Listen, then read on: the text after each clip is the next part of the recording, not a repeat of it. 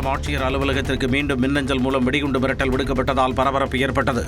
காலை 11:30 மணி அளவில் ஆட்சியர் அலுவலக மின்னஞ்சலுக்கு வந்த மிரட்டல் செய்தியில் பிற்பகல் 2 மணிக்கு குண்டு வெடிக்கும் என குறிப்பிடப்பட்டிருந்தது. இதையடுத்து வெடிகுண்டு தடுப்பு பிரிவு நிபுணர்கள் மோப்பனாய் ரூபி உதவியுடன் சோதனையில் ஈடுபட்டனர். சந்தேகப்படும் பொருள் ஏதும் கிடைக்காததால் அது வதந்தி என்பது உறுதி செய்யப்பட்டது. இந்த மாதத்தில் மட்டும் இதுபோன்று 4 முறை போலியாக மிரட்டல் வந்துள்ளதாக கூறப்படுகிறது.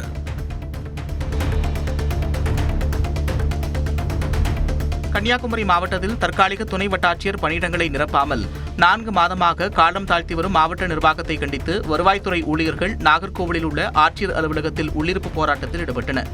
8 தற்காலிக துணை வட்டாட்சியர் பணியிடங்கள் காலியாக இருக்கும் நிலையில் அதனை நிரப்பாததால் பிற ஊழியர்களுக்கு வேலைப்பளு அதிகரித்து பொதுமக்களும் பாதிக்கப்படுவதாக வருவாய்த்துறை ஊழியர்கள் தெரிவித்தனர். கிருஷ்ணகிரி மாவட்டம் வேப்பனப்பள்ளி அருகே பருவமழையின்றி மார்க்கண்டேயன் மற்றும் குப்தா ஆறுகளில் கடும் வறட்சி நிலவுகிறது. மேலும் வேப்பனப்பள்ளி பகுதியில் உள்ள எட்டிப்பள்ளி ஏரி, நாச்சிக்குப்பம் ஏரி உள்ளிட்ட 20க்கும் மேற்பட்ட ஏரிகளும் வறண்டு கிடக்கின்றன. இதனால் விவசாயத்திற்கும் குடிநீருக்கும் தட்டுப்பாடு ஏற்படும் நிலை உருவாகியுள்ளதாக விவசாயிகள் வேதனை தெரிவித்துள்ளனர்.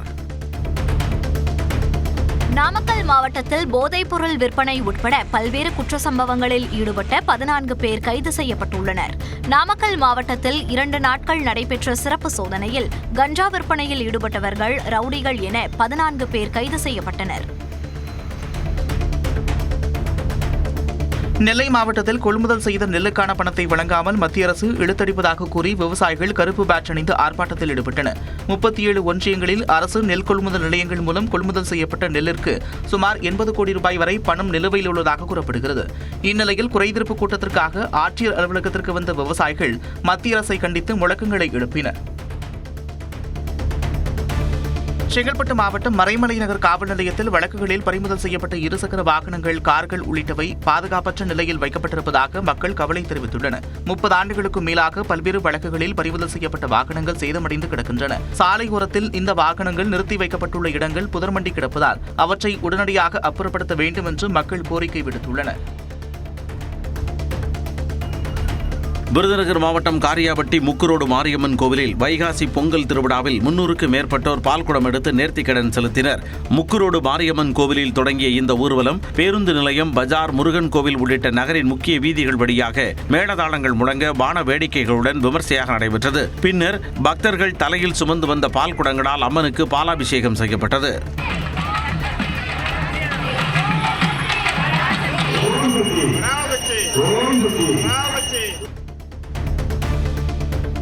சேலம் ஆத்தூர் அருகே தம்மம்பட்டி சந்தைப்பேட்டையில் செயல்பட்டு வரும் அரசு டாஸ்மாக் மதுபான கடையை அகற்றக் கோரி 200க்கும் மேற்பட்ட பொதுமக்கள் முற்றுகை போராட்டத்தில் ஈடுபட்டனர். அப்பகுதியில் மதுபோதையில் செல்வோரால் பெண்கள் மற்றும் பொதுமக்கள் கடும் அவதிக்குள்ளாகி வருகின்றனர். கடையை அகற்றக் கோரி மாவட்ட நிர்வாகத்திடம் பலமுறை மனு அளித்தும் உரிய நடவடிக்கை எடுக்கவில்லை என கூறப்படுகின்றது. இதனால் கடையை அகற்றும் வரை தொடர் காத்திருப்பு போராட்டத்தில் ஈடுபட்டு வருகின்றனர்.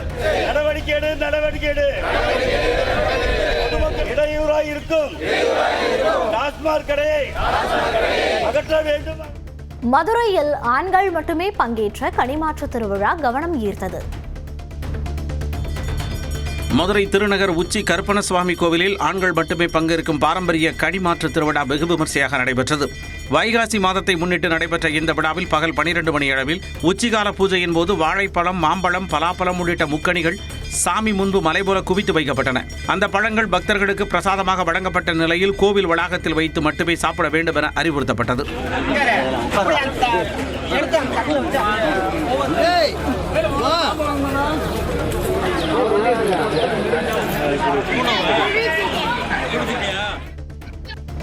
தூத்துக்குடி மாவட்டம் கோவில்பட்டியில் நடைபெற்று வரும் அகில இந்திய ஹாக்கி திருவிழாவின் 2ஆம் நாள் போட்டிகளில் ஜலந்தர், மும்பை மற்றும் கோவில்பட்டி அணிகள் அபார வெற்றி பெற்றன. 16 அணிகள் பங்கேற்றுள்ள இப்போட்டி மே 30ஆம் தேதி வரை நடைபெறவுள்ளது.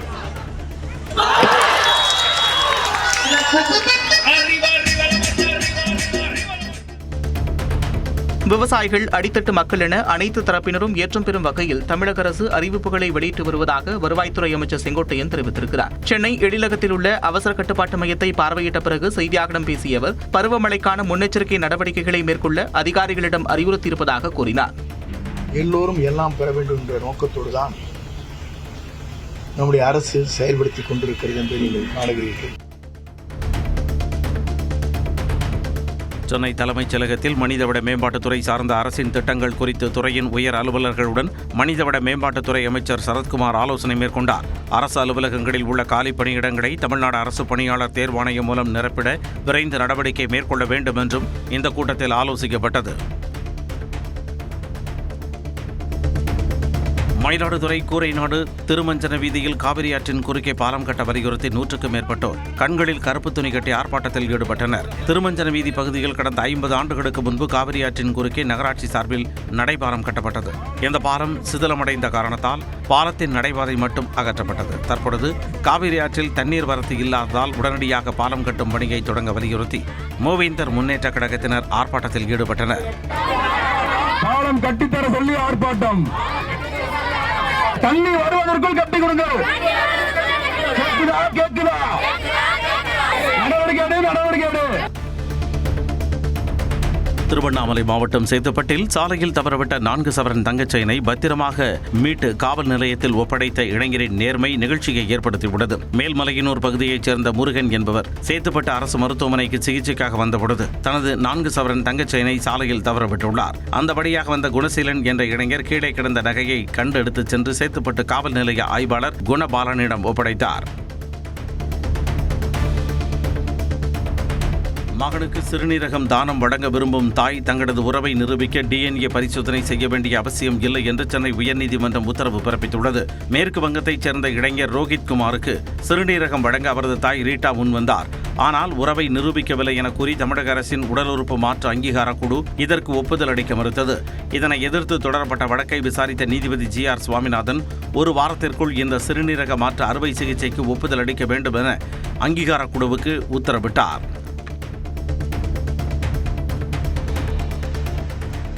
தென்காசி மாவட்டம் கடையம் காவல் நிலைய வளாகத்தில் நிறுத்தப்பட்டிருந்த குற்ற வழக்குகளில் பறிமுதல் செய்யப்பட்ட 90 இருசக்கர வாகனங்கள் திடீர் தீ விபத்தில் முற்றிலும் எரிந்து சாம்பலாகின. காவல் நிலைய ஓரமாக நிறுத்தி வைக்கப்பட்டிருந்த வாகனங்களுக்கு அருகில் இருந்த மூங்கில் மரங்கள் கடுமையான வெயில் காரணமாக திடீரென தீப்பற்றி எரிய தொடங்கின.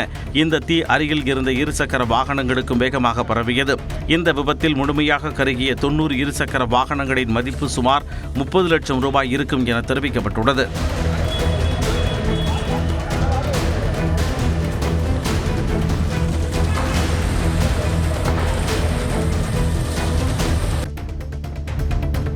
அரியலூர் மாவட்டம் செந்துறை அருகே ஐயன்தத்தனூர் கிராமத்தில் உள்ள டாஸ்மாக் கடையை மூட வலியுறுத்தி பெண்கள் திரண்டு போராட்டத்தில் ஈடுபட முயன்றனர். மது அருந்த வந்த நபர் ஒருவர் அப்பகுதியைச் சேர்ந்த சிறுமியிடம் தகராறில் ஈடுபட்டு பின்தொடர்ந்ததாக கூறப்படுகிறது. இதனால் ஆத்திரமடைந்த பொதுமக்கள் அந்த மதுபான கடையை உடனடியாக அகற்றக் கோரி முற்றுகை போராட்டத்திற்கு திரண்டனர். தகவல் அறிந்து விரைந்து வந்த காவலர்கள் டாஸ்மாக் கடையை மூடுவது குறித்த கோரிக்கையை மாவட்ட ஆட்சியரிடம் மனு அளிக்குமாறு அறிவுறுத்தி அனுப்பி வைத்தனர்.